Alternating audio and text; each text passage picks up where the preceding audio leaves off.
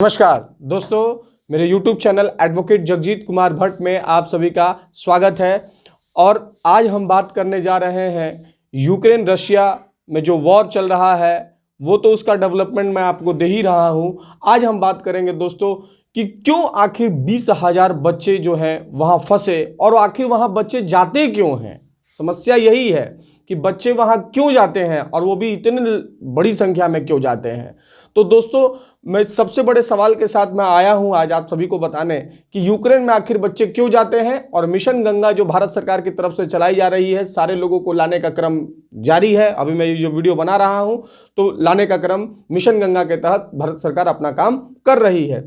दोस्तों, बात करते हैं बच्चे वहां क्यों जाते हैं। दोस्तों, बच्चे वहां इसलिए जाते हैं क्योंकि मेडिकल एजुकेशन की पढ़ाई जो है भारत में, जो डॉक्टर बनने की प्रक्रिया के अंतर्गत जो मेडिकल एजुकेशन की पढ़ाई होती है वो बहुत ही कॉस्टली है अपेक्षाकृत। अगर सरकारी का देखा जाए तो सरकार गवर्नमेंट कॉलेजेस जो हैं उसके फीस कम है और प्राइवेट कॉलेजेस के 650 गुना ज़्यादा फीस है। यानी कि मोटा मोटी ये समझना होगा दोस्तों कि लगभग अगर एक बच्चे को प्राइवेट मेडिकल कॉलेज से पढ़ता है भारत में तो उसे 1 से 1.5 करोड़ रुपए का खर्च आता है। और वहीं सरकारी कॉलेजेस में पढ़ता है तो उसकी फीस अपेक्षाकृत थोड़ी कम हो जाती है। अच्छा, बच्चे यूक्रेन और अब्रॉड क्यों जाते हैं, जैसे रशिया हो गया, यूक्रेन हो गया, खार्किव हो गए, वहां बच्चे क्यों हो जाते हैं? क्योंकि वहां फीस जो है बहुत कम लगती है अपेक्षाकृत भारत के प्राइवेट मेडिकल कॉलेजेस के अपेक्षा। जैसे वहां 30 से 30 लाख के आसपास बच्चे जो है मेडिकल एजुकेशन की पढ़ाई कर लेते हैं। जैसा कि आप जानते होंगे दोस्तों, मैंने अपने वीडियो में भी बताया था कि एक नवीन नाम के थे कर्नाटका के, उनकी खार्किव में हत्या हो गई थी, जिससे कि आज हम सभी भारतीयों को एक सीख लेने की जरूरत है और उनके मरने को जो शहादत हुई है उसे बेकार नहीं जाने देना होगा। क्यों? क्योंकि कहीं ना कहीं वो मेडिकल एजुकेशन की पढ़ाई करते हुए उनके फादर ने जो 3 बातें कही, मैं वो सभी समक्ष आपके सामने बात रखने चाहता हूं और बताता हूं कि किस तरीके से उन्होंने कहा कि भारत में एजुकेशन सिस्टम जो है स्टेट बोर्ड का लेकर, क्योंकि आप जानते होंगे मेडिकल की जो एग्जामिनेशन होती है वो नीट लेती है, नेशनल एलिजिबिलिटी एंट्रेंस टेस्ट, जो मेडिकल डॉक्टर्स बनने की प्रक्रिया में ये एक टेस्ट होता है जो बच्चे को पास करना होता है। तो जो नवीन थे वो 97% लाए थे अपने स्टेट बोर्ड में, और जो एग्जाम होता है नीट का दोस्तों वो सीबीएसई के पैटर्न पे होता है। तो सीबीएसई के पैटर्न पे होता है और लड़का स्टेट बोर्ड में 97% नंबर लाए हुए हैं, तो भी उसका जो सिलेक्शन है वो नहीं हो पाता है। और सिलेक्शन क्यों नहीं हो पाता है? तो चूंकि उसका स्टेट बोर्ड का सिलेबस और सीबीएसई का सिलेबस डिफरेंट है।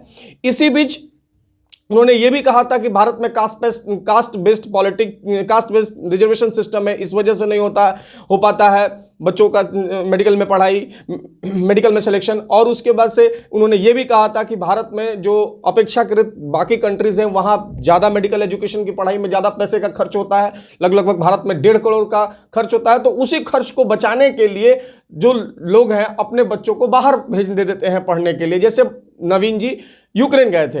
इसी बीच भारत सरकार के एक मंत्री हैं प्रहलाद जोशी जी ने, उन्होंने एक बड़ा बयान दे दिया इस पे, कहा कि भारत से बाहर वही लड़के पढ़ने जाते हैं जो 90% नीट एग्जाम में फेल हो जाते हैं। इस नीट एग्जाम को लेकर के इन्होंने एक बयान दे दिया। इस बयान पर राजनीति शुरू हो गई। पहले तो इस नीट एग्जामिनेशन का तमिलनाडु विरोध कर ही रहा था, फिर कर्नाटका भी विरोध करना होगा। दोस्तों, मैं ये बात इसलिए बता रहा हूं आप लोगों को क्योंकि आज भारत में मेडिकल एजुकेशन की सिस्टम को ठीक करना होगा, इतना महंगा नहीं रखना होगा। और एक ये आज जो बहस छिड़नी चाहिए और ये एक डिबेट का मुद्दा है कि भारत में आखिर मेडिकल एजुकेशन की पढ़ाई इतनी महंगी क्यों है। क्योंकि एक आम आदमी तो नहीं पढ़ पाएगा, एक आम आदमी अपने बच्चों को नहीं पढ़ा पाएगा। सभी तो यहाँ पे बहुत ज़्यादा पैसे वाले नहीं हैं, लेकिन तो फिर बाहर बच्चे जाते रहेंगे और फिर भारत सरकार को अपना सब कुछ लगा करके उनको जब युद्ध होगा तो ऐसे ही लाना पड़ेगा। और इनके मंत्री जो है इतना घटिया बयान देते हैं। देखिए दोस्तों, मैं एक बात बताने जा रहा हूं आपको भारत के मेडिकल एजुकेशन सिस्टम पे और भारत के जो स्वास्थ्य व्यवस्था है, जो भारत की हेल्थ स्ट्रक्चर है। क्योंकि देखिए दोस्तों, आज भारत में सबसे बड़ी समस्या क्या है? हेल्थ की है। जैसे हमारे बिहार उत्तर प्रदेश में हेल्थ की क्यों प्रॉब्लम बनी हुई है? क्योंकि हमारे पास वेल इक्विपाइड डॉक्टर्स नहीं है, हमारे पास एजुकेशन सिस्टम जो है वो सही नहीं है, उसका ना होने का परिणाम। और देखिए दोस्तों, ये इसलिए नहीं हो पा रहा है क्योंकि सरकार का, कोचिंग इंस्टीट्यूशंस का और मेडिकल कॉलेजेस के जितने भी प्राइवेट मेडिकल कॉलेज, इनका एक नेक्सस बना हुआ है और एक बहुत बड़ी इंडस्ट्री चल रही है। इस इंडस्ट्री को तोड़ना होगा। मैं इस वीडियो के माध्यम से आप सभी को बता देना चाहता हूं दोस्तों कि नीट की जो एग्जामिनेशन होती है वो 700 नंबर की होती है, उसमें क्वालिफाइड जो बच्चे हो जाते हैं वो 137 नंबर पे हो जाते हैं, यानी कि बहुत कम नंबर है। लेकिन जो बहुत ज्यादा मेरिटोरियस स्टूडेंट होते हैं वही ही उनको सरकारी कॉलेजेस मिल पाते हैं, और बाकी जो बच्चे अगर प्राइवेट कॉलेजेस में लेने के लिए एडमिशन जाते हैं तो 1.5 से 2 करोड़ रुपया का उनका खर्च आता है। दोस्तों, ये तय करना होगा हम सभी को कि क्या जो नवीन जी हैं उनकी शहादत बेकार जाएगी।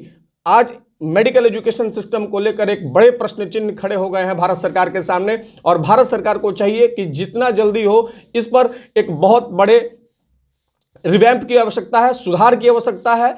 जब तक सुधार नहीं होगा ऐसे ही बच्चे बाहर जाते रहेंगे और हमारा एजुकेशन सिस्टम और हमारा हेल्थ सिस्टम जो है वो ठीक नहीं होगा और एक आम आदमी का बच्चा नहीं पढ़ पाएगा। दोस्तों, इसी के साथ मैं इस बात पर आपको छोड़ के जाता हूं कि क्या भारत में मेडिकल एजुकेशन सिस्टम का रिवैम्प करना होगा, सुधार करना होगा। धन्यवाद दोस्तों।